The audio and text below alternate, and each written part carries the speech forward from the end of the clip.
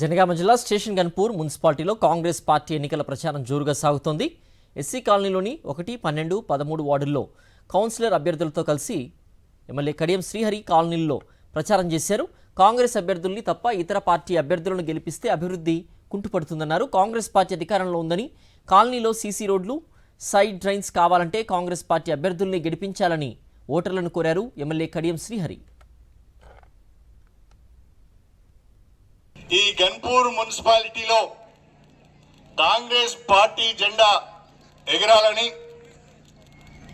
దానికి మీ అందరి ఆశీర్వాదము కావాలని,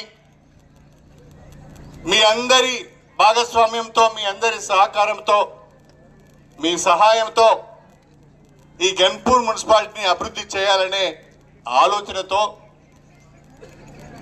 మనము కాంగ్రెస్ పార్టీ నుండి అభ్యర్థులను ఎంపిక చేసి